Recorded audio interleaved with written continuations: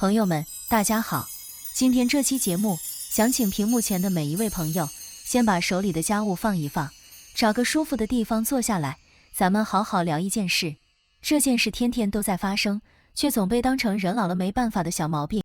忍着忍着就是好几年。这件小事就是脾胃虚弱带来的乏力健忘、腰腿酸软。朋友们，您仔细回想一下，这半个月是不是经常这样？早上起床，腰像是灌了铅一样沉，蹲下去系个鞋带都要扶着床沿才能重新站起来。做饭的时候，锅里的菜炒了一半，突然想不起来自己是不是已经放过盐了。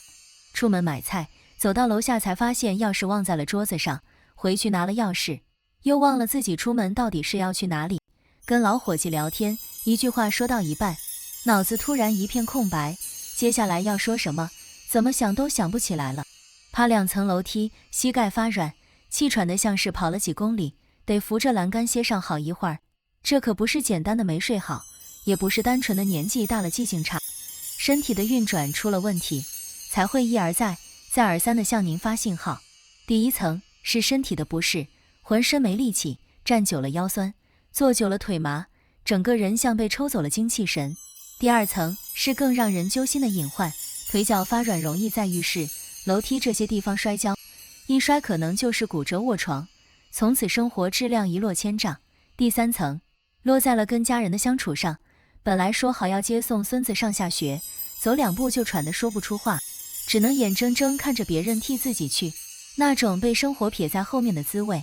比腰酸腿疼还要难受。很多朋友去医院检查过，各项指标看着都正常，医生往往就一句：年纪大了，代谢慢了，多注意休息。可您明明睡够了8个小时，白天照样打不起精神，这到底是怎么回事呢？如果您正被这样的问题困扰着，那么今天要给您带来一个特别实在的好消息。在中医理论和现代营养学的双重支持下，有一种您每次去菜市场都能看到，价格便宜到不能再便宜的家常食材，只要您懂得给它找对一个黄金搭档，就能发挥出健脾益肾、补足精气神的功效。坚持吃上一段时间，能让您的记性慢慢变好，腰腿重新有劲儿，找回那种精神抖擞的感觉。在进入主题之前，如果大家关心自己和家人的健康，请先点击下方的订阅按钮并开启通知，这样就不会错过未来更多实用的健康知识了。在这里，只揭示那些主流媒体很少会坦诚告诉您的健康真相。如果喜欢今天分享的内容，请在评论区输入1，这是对持续创作最温暖的支持。也欢迎大家在下方留言区分享自己的见解和经验。好了，咱们闲言少叙，直接把今天的主角请出来。这个食材不是什么稀罕东西，它就是菜市场里随处可见的山药。一听到山药，估计屏幕前不少朋友要皱眉头了。山药不就是煮着吃、炖排骨用的普通蔬菜吗？能有那么神奇的功效？还有人会说，山药黏糊糊的，吃多了容易胀肚子，不好消化。朋友们，先别急着下结论。这么多年跟大家一起研究食疗养生，接触过太多被脾胃虚弱、乏力健忘困扰的朋友，太清楚大家对山药的这些误解了。今天不仅要为山药说句公道话，还要手把手教您怎么把这根常见的山药吃出滋补良药的效果。其实山药胀肚子这件事，说的是没煮透、没搭配好的情况。生山药或者没煮烂的山药，里面的粘液蛋白确实不容易消化，肠胃弱的人吃了容易觉得胀，这是吃法没讲究，没考虑到自己的脾胃承受能力，而不是山药本身有问题。从中医的角度看，山药性平味甘，恰恰是入脾、肺、肾3经的好东西，是历代医家推崇的平补佳品。而从现代营养学的角度来看，山药里含有丰富的粘液蛋白，这种物质进入肠胃后，会在胃壁上形成一层保护膜，能减少胃酸对胃黏膜的刺激，帮您把脾胃这台老旧的机器重新养得温和顺畅。山药里还含有丰富的钾元素和 B 族维生素，钾元素能维持神经细胞的正常传导， B 族维生素则是大脑合成神经递质离不开的原料。这2样搭配在一起，就像是给大脑和神经系统悄悄充上了电，对改善中老年人记性差、注意力不集中有着实实在在的帮助。既然山药有这么多好处，那怎么才能把它健脾益气、补肾养脑的效果发挥到极致，同时解决腰腿酸软、乏力健忘的问题呢？这就要靠今天要教您的3个黄金搭档了。先来说第一个搭档，效果最直接的一个组合，山药搭配红枣，这可是补中益气、赶走浑身乏力的黄金组合。为了让大家彻底明白这个搭配为什么管用，得先挖一挖乏力健忘的病根到底在哪里。在中医的理论体系里，脾胃是后天之本，负责把咱们吃进去的食物转化成滋养全身的精微物质，再输送到五脏六腑、四肢百骸。这个过程就好比家里的中央加工厂，把粮食加工成能量，源源不断地供给全身各处使用。年轻人脾胃强健，加工厂马力十足，吃进去的东西转化得又快又充分，浑身有使不完的劲儿。可随着年纪增长，脾胃这台机器渐渐老化，加工能力大不如前，吃进去的东西转化不充分，身体各处都吃不饱饭，自然就会浑身乏力，精神萎靡。脾胃虚弱久了，还会连累到肾。肾主骨生髓，通于大脑，脾虚导致气血生化不足，肾精得不到后天滋养，就会渐渐亏虚。肾精不足，骨头缺少滋养，腰腿就容易酸软无力；大脑缺少滋养，就容易出现健忘、反应迟钝、丢三落四的情况。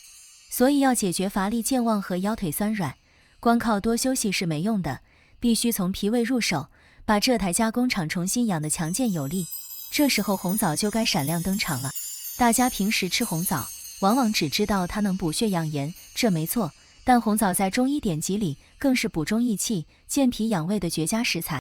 红枣性温味甘，能直接补益脾胃之气，让消化吸收的能力慢慢恢复。山药负责修复脾胃的黏膜，打好消化吸收的地基；红枣负责补足脾胃运转的动力。这一个打地基，一个添动力，搭配在一起，简直是相辅相成。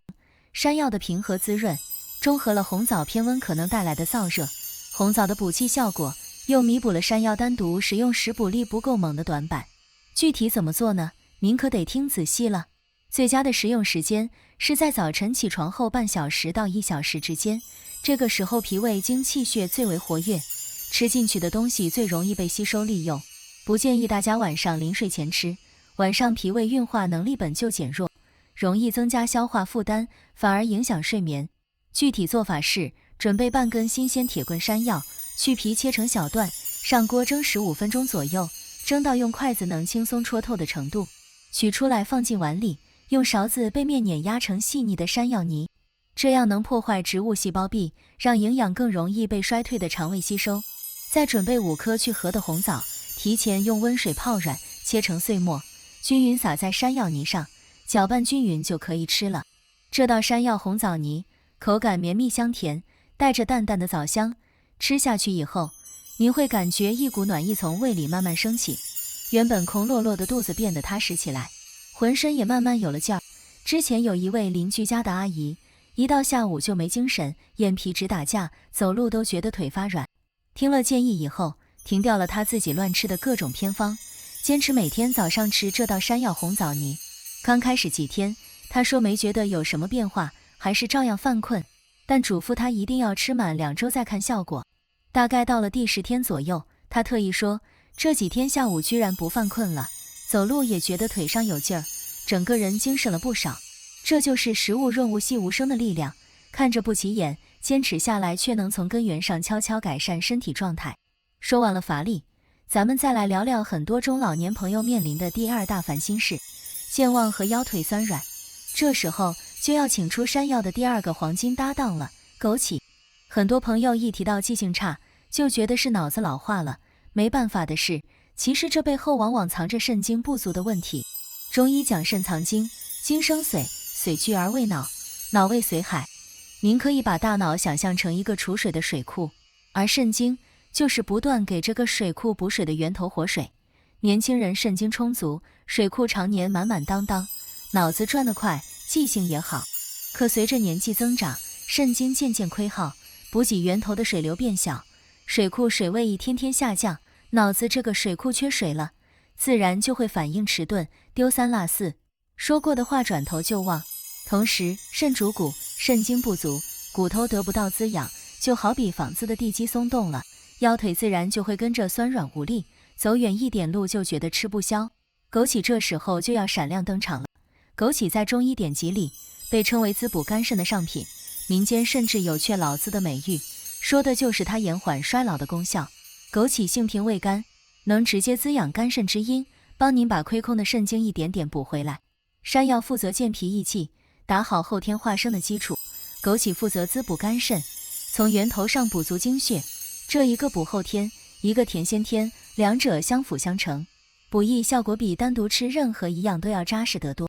具体的做法是，最佳食用时间放在下午3点到5点之间，这个时段正是肾精气血相对活跃的时辰，这时候进补，吸收利用的效率会更高一些。准备山药100克，去皮切成滚刀块，枸杞1小把，大约15克左右，清水洗净备用。锅里加入适量清水，大火烧开后放入山药块，转小火慢煮20分钟，煮到山药软糯，用筷子能轻松插入的程度，再放入洗净的枸杞，继续煮5分钟就可以关火了。出锅前可以根据个人口味加一点点冰糖调味，不建议放太多，避免摄入过多糖分。这碗山药枸杞羹口感软糯清甜，还带着枸杞特有的清香，吃下去以后您会觉得脑子清爽了不少，原本沉甸甸的腰腿也慢慢变得轻快起来。说完了健脾益肾这2个搭配，咱们再来解决一个让很多脾胃虚寒的朋友特别苦恼的问题，一吃凉的就拉肚子，一到换季就容易腹泻胀气，这就需要用到山药的第3个黄金搭档了，生姜。有些朋友，特别是上了年纪体质偏寒的朋友，一年4季脾胃都特别怕凉，稍微吃点凉的硬的肚子就咕咕叫，紧接着就想往卫生间跑，一到秋冬季节换季，腹泻胀气的毛病就反反复复。这种情况在中医里叫做脾胃虚寒。脾胃就像是身体里的一口锅，负责把吃进去的食物温热腐熟，转化成营养。年轻人脾胃阳气足，这口锅底下的火烧得旺，食物进去很快就能被腐熟消化。年纪大了，脾胃阳气渐渐衰退，锅底下的火苗变得微弱，食物进去半天焐不熟，稍微遇到点凉气就容易积在肠胃里，引发腹泻胀气。要解决这个问题，就得找一位能把这锅底下的火重新烧旺的猛将。生姜这时候就要出场了。生姜性温味辛，自古就有晨吃3片姜，赛过喝参汤的说法。它最大的本事就是温中散寒，健脾开胃。生姜的辛温之气能直接把脾胃这口锅底下的火重新点旺，帮助食物更快的被腐熟消化。可生姜性子太烈，单吃辛辣刺激，很多人受不了。这时候用山药来搭配它，又是一次绝妙的组合。山药的平和滋润，中和了生姜的辛烈，生姜的温热又化解了山药性平可能不够暖脾的短板，一软一辣，一平一温，吃下去既暖胃又不刺激。具体做法是，准备山药150克，去皮切片，生姜3片，切成细丝。锅里放少量食用油，开小火，先把姜丝爆香，闻到姜香味以后，放入山药片，翻炒均匀，加入适量清水，没过食材，盖上锅盖，中小火焖煮10分钟左右，煮到山药软烂入味。出锅前撒一点点盐调味就可以了。这道生姜炒山药最适合在中午或者傍晚吃，不建议早晨空腹吃，避免生姜的辛辣刺激空虚的胃肠。吃下去以后，一股暖流会从胃部慢慢扩散开来，原本咕咕叫的肚子会渐渐安静下来，怕凉的手脚也会跟着暖和起来。朋友们，讲到这里，山药这3个化平凡为神奇的黄金搭档已经详细拆解完毕了。山药配红枣，补中益气驱乏力；山药配枸杞，滋补肝肾防健忘；山药配生姜，温中散寒护脾胃。但作为经常提醒大家的老朋友，这个时候必须给大家踩一脚紧急刹车。食物虽好，可世间万物相生相克，甲之蜜糖可能是乙之砒霜，并不是所有人都适合放开肚子吃山药的。接下来这3类人群，在吃山药这件事上必须慎之又慎，请大家务必竖起耳朵听好，顺便在脑海里过一遍，看看自己和家人有没有这类情况。第1类，需要格外小心的人群，血糖控制不稳定的糖尿病朋友。前面提到山药能健脾益气，但大家一定要搞清楚一个前提，山药虽然升糖指数不算太高，但它本质上是一种富含淀粉的食材，吃多了同样会让血糖悄悄往上爬。如果您血糖本来就控制的不太理想，又贪图山药软糯的口感，一顿吃上大半根，那和吃一碗米饭没什么区别，血糖曲线照样会明显往上冲。建议每次最多吃一小段，大约50克左右，而且要相应减少主食米饭的量，把山药当成主食的一部分来算，而不是额外多吃的零嘴。第二类需要万分警惕的人群，正被便秘困扰的朋友。很多朋友一听山药补脾胃，觉得能治百病，便秘的时候也拼命吃，结果肚子越吃越胀，大便反而更难解了。这里就要给大家做一个常识反转了。山药性质偏于收敛固涩，中医常用它来治疗脾虚导致的腹泻、遗精这类气血不固的问题。正是因为它有收敛的特性，如果您本来就大便干结，好几天解不出来，这时候再大量吃山药，收敛的效果会让肠道蠕动变得更加迟缓，原本就干硬的大便只会被这股收敛的力量捂得更死，越吃越堵。所以正在便秘的朋友，这段时间要少吃或者暂时不吃山药，等排便恢复顺畅了，再适量吃一些调理脾胃。第三类需要特别注意的人群，感冒发热或者身体有湿热症状的朋友。山药性质偏于平补，平补的意思就是它会帮身体存住能量，关起门来慢慢补。如果您正处在感冒发热或者嗓子疼、口苦、舌苔黄腻这类湿热症状比较明显的阶段，这时候吃山药就好比家里正着火，您却把门窗全部关死，热邪和外感的病邪被死死堵在体内，出不去，反而会让病情拖得更久，加重身体的不适。这种情况下，正确的做法是先把感冒或者湿热的症状调理好，等身体恢复清爽了，再吃山药进补也不迟。顺便再教大家一个挑选山药的小窍门。市面上的山药主要分为铁棍山药和普通菜山药两种。铁棍山药个头细长，表皮带着不少毛絮状的小疙瘩，掰断以后断面能拉出黏糊糊的丝，粉质感十足，煮熟以后绵软香甜，滋补的效果更好。普通菜山药个头粗大，表皮光滑，水分多，口感清脆，更适合当蔬菜炒着吃，滋补的效果就要差上一些了。另外，买山药的时候一定要挑那种切口处颜色洁白，带着自然粘液的。如果切口发黑发暗，或者闻着有一股刺鼻的酸味，很可能是存放太久或者经过硫磺熏制的。这样的山药不仅营养打了折扣，吃多了对身体也没什么好处。朋友们，今天跟大家聊到这里，把山药搭配红枣、枸杞、生姜这3种黄金组合都详细拆解完毕了。药补不如食补，大自然馈赠给咱们的食物就是最好的天然药物。真正的养生从来都不在深山老林的奇珍异兽里，不在动辄成千上万的名贵药材里，